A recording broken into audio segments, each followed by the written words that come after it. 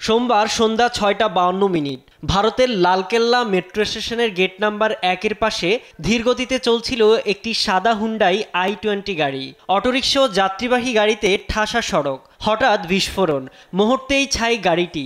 ঘটনাস্থলেই প্রাণ হারান বেশ কয়েকজন। এমন নতুন সিসিটিভির ফুটেজ প্রকাশ্যে এলো।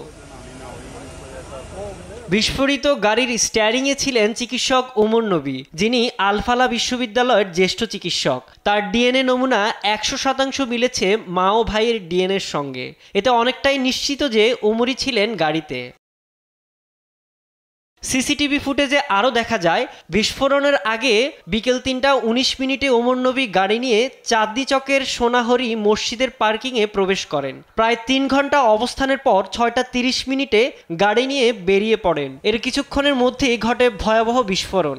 আত্মঘাতী বিস্ফোরণকে সন্ত্রাসী হামলা বলে দাবি করেছেন নরেন্দ্র মোদী প্রশাসন। সবশেষ তদন্তে এসেছে সাদা রঙের টেরর মডিউলের খোঁজ। চিকিৎসক ওমর নবী ছিলেন এই নেটওয়ার্কের মূল হোতা। তার সহযোগী ছিলেন চিকিৎসক মুজাম্মিল শাকিল ও চিকিৎসক আদিল আহমদ রাঠার। তাদের আগেই গ্রেপ্তার করেছে পুলিশ। উদ্ধার করা হয় প্রায় ২৯০০ কেজি বিস্ফোরকের পাশাপাশি অস্ত্র। এ ঘটনার শেকড় খুঁজতে চলছে চুলছেরা অনুসন্ধান। তদন্তকারীরা আরও চাঞ্চল্য তথ্য সামনে এনেছে।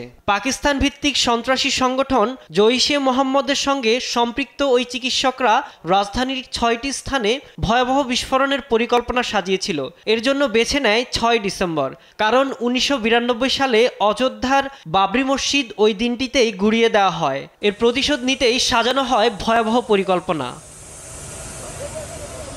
সাইদুজ্জামান, নিউজ ডেস্ক, দেশ টিভি।